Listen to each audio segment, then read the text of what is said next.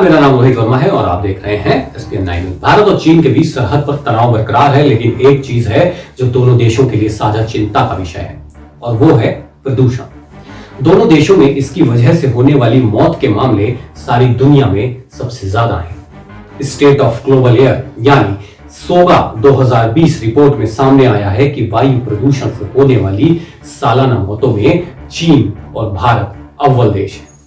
दुनिया में होने वाली उन कुल मौतों का 58% इन दो देशों में है, जिनके पीछे वायु प्रदूषण एक कारण है। जहां चीन में पिछले साल करीब 14.2 लाख लोगों की मौत के पीछे वायु प्रदूषण से जुड़ी बीमारियां एक वजह थी, वहीं भारत में इन मौतों का आंकड़ा 9.80 लाख रहा।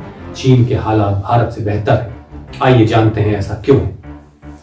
सबसे पहले, मौतों के बावजूद प्रदूषण से लड़ने में चीन भारत की तुलना में बेहतर स्थिति में है। जानकार चीन में अधिक मौतों के पीछे वहां की बुजुर्ग आबादी को वजह मानते हैं। सोगा की रिपोर्ट में भारत और चीन दोनों दुनिया के 30 सर्वाधिक प्रदूषित देशों में हैं, लेकिन जहां भारत नंबर 1 पर है, वहीं चीन ने अपनी रैंकिंग में काफी सुधार किया और वो 29वें नंबर पर है। उपग्रह से मिली तस्वीरें बताती हैं कि पिछले 7 सालों में चीन में हालात सुधरे हैं और वहां अब PM 2.5 का स्तर 45 से 76 माइक्रोग्राम प्रति घन मीटर है, जबकि भारत में यह स्तर औसतन 85 माइक्रोग्राम से अधिक रहता है। चीन ने वायु प्रदूषण से निपटने के लिए पहली व्यापक पंचवर्षीय योजना 2013 में लागू की और उसके बाद तय लक्ष्य हासिल करने के लिए लगातार कोशिश जारी रखी।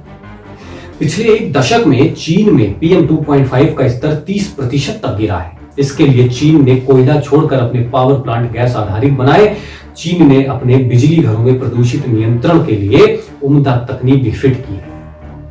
प्रदूषण पर काबू की तमाम कोशिशें रिहायशी और औद्योगिक दोनों क्षेत्रों में लागू की गई। यही कारण है कि आज चीन का उत्सर्जन भारत से 4 गुना है, लेकिन वहां की हवा भारत के मुकाबले करीब 2.5 गुना अधिक साफ है। सोगा 2020 रिपोर्ट अमेरिका स्थित health infect institute of global burden of disease project ने जारी की है। हेल्थ इन्फेक्ट इंस्टीट्यूट के वैज्ञानिक पल्लवी पंत कहती हैं कि साल 2013 से ही चीन ने वायु प्रदूषण के खिलाफ एक व्यापक योजना बनाई है और बिजली क्षेत्र में कई कदम उठाए हैं। इन सारे कदमों को बड़ी सख्ती से लागू किया गया है। हमने वहां PM 2.5 कणों में काफी गिरावट देखी है और खाना पकाने के लिए ठोस ईंधन पर निर्भरता घटी है। हालांकि प्रदूषण का स्तर अभी विश्व स्वास्थ्य संगठन WHO के मानकों से कई गुना अधिक है। हम उम्मीद कर रहे हैं कि कोरोना महामारी के बाद भी वायु प्रदूषण नियंत्रण यानी चीन में प्राथमिकता बना रहेगा। हेल्थ एक्सपर्ट लगातार कह रहे हैं कि हवा में धूल और अन्य प्रदूषकों का घनत्व कोरोना वायरस का आसान वाहक बनेगा। ऐसे में भारत में इस महामारी का ग्राफ बढ़ने का डर है।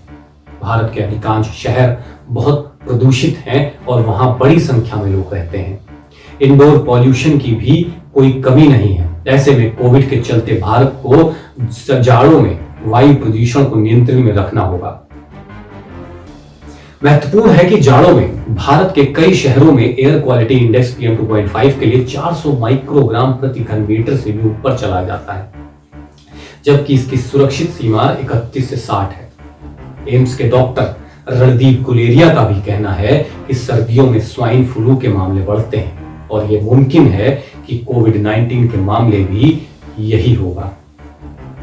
इस बात के पक्ष में आंकड़े हैं कि वायु प्रदूषण से कोरोना के केस बढ़ सकते हैं। ये इटली और चीन में हुई स्टडी पर आधारित है। क्या कर सकता है भारत, ये हम आपको बताते हैं। चिंताजनक आंकड़ा यह है कि भारत में करीब 14 करोड़ लोग सुरक्षित मानकों से 10 गुना अधिक प्रदूषित हवा में सांस ले रहे हैं। PM 2.5 और PM 10 के बेहद असुरक्षित स्तर के अलावा सल्फर डाइऑक्साइड के उत्सर्जन में भी भारत नंबर 1 है। ऐसे में सवाल है कि भारत हवा को साफ और वातावरण को स्वस्थ बनाने के लिए क्या कर सकता है। भारत ने जनवरी 2019 में नेशनल क्लीन एयर प्रोग्राम यानी NCAP लागू किया, जिसके तहत 100 से अधिक चुने हुए शहरों में प्रदूषण का स्तर 2024 तक 20 से 30% कम किया जाएगा। प्रदूषण का दमघोटू स्तर देखते हुए ये लक्ष्य बहुत कमजोर माना जा रहा है। इसके अलावा NCAP के तहत अधिकारियों के पास कोई कानूनी ताकत नहीं है और सजा का प्रावधान भी नहीं है। जाहिर तौर पर इसे मजबूत किए जाने की जरूरत है। चीन ने मॉनिटरिंग करने और एयर क्वालिटी के डेटा कलेक्शन के मामले में काफी चुस्ती दिखाई है और PM 2.5 के स्तर को 60 माइक्रोग्राम से कम लाने के लिए 12,000 करोड़ डॉलर यानी 8.5 लाख करोड़ रुपए का बजट रखा है। भारत इससे सबक ले सकता है।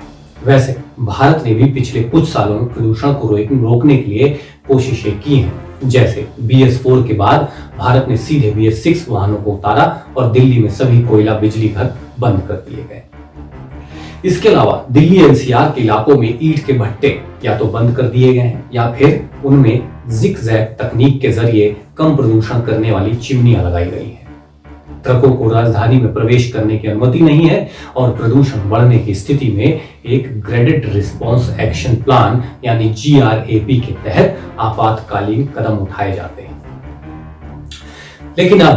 लेकिन अब भी देश में तमाम जगह निर्माण क्षेत्र में कड़े मानकों का पालन सुनिश्चित किया जाना बहुत जरूरी है ताकि धूल कम उड़े।